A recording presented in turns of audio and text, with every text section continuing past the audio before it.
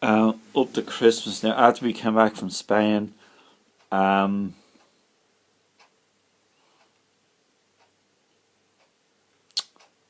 yeah, the day we had our uncle was meant to collect us from the airport. This is it, yeah. And there was, I thought I bought a lot of bottles of alcohol. I think I remember I mentioned tequila. I think I bought Bailey's because it was much cheaper. It's about the same price now, but it was half the price back then than in my own country. I bought other alcoholic wines, probably I can't remember, liqueurs, yeah, stuff like that.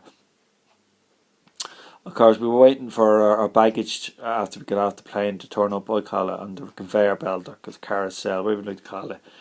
And we were getting worried because everyone else had got their luggage except us. Eventually, we got ours. We were relieved. And of course, mine was I was very damp. I said to my uncle, I think the bottles might have broken or something like that. And he told me to shut the f up. I had never heard my uncle speak like this before. He was concerned that we were going to have to make our own way home, and that my uncle wasn't turning up to collect us. Eventually, my dad turned up, and my dad had gone previously to Tenerife, and he used to never shut up about this place. Tenerife was this, Tenerife was that, the juicy tomatoes and everything. Then I started mentioning how great things were. I mentioned it probably twice. He said, oh, "You've already told me that already." This is how rude me dad come here. "You've already told me that." I was going, oh, but I didn't want to start an argument. So you've just told me several times how great, over and over again, the same thing about Tenerife, and you'd already done it a few months earlier when the previous summer when you came out, and you'd, each time I'd seen you go on about it. But I didn't want to say that because he'd start fighting with you. This is hypocrisy and double standards again, but this is from my own dad rather than the doctors and nursing staff, so let it go. A bit shocked that my uncle could talk like that because we always got on very well. We wouldn't use bad language to each other. 2001, I can't remember too much about it. 2002. 2003, this is the first time I ever go to a music pop concert as you would call it. It was Paul McCartney. I think he was playing somewhere in Dublin. Well, obviously I know what part of Dublin, but I'm not going to tell you. I think was it May 2003 or something like that. The tickets were about €105, and I hadn't got a credit card at the time. I had to use my dad to buy with his credit card, and of course I paid him for it. And then my dad didn't want to go, so he gave the ticket to my sister, and her heart really wasn't in it either. She came with me, and we left early. I didn't want to go, but I didn't want to start an argument. I missed the last 4 or 5 songs, including Yesterday, which is a classic.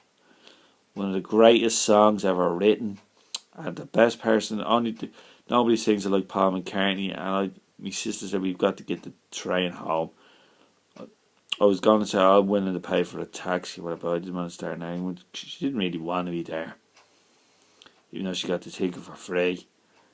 And I could hear when we were leaving the concert, even 5 minutes later, Paul McCartney was singing Yesterday.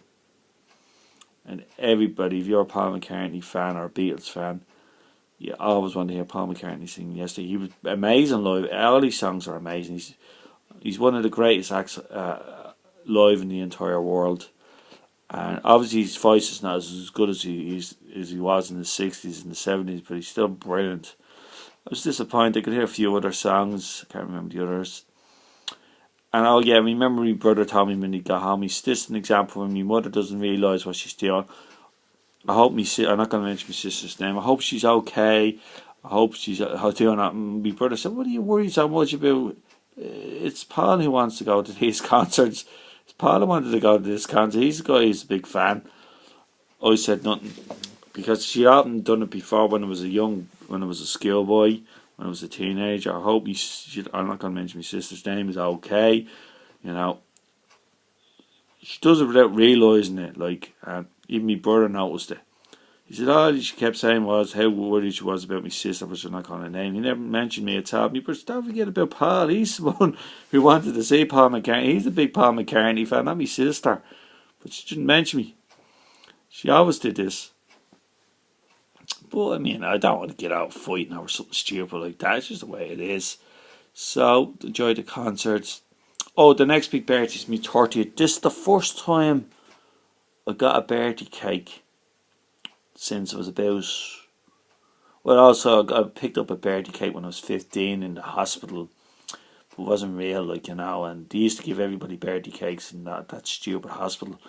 Anybody, if you happened to be your birthday at that time, I remember other people giving birthday cakes as well. And they'd be in there if their birthday was, say, was a week after mine or whatever, or if I came in 6 months later, if their birthday was in September, they'd get a birthday cake in September. Say if their birthday was September 11th, they'd get a birthday cake.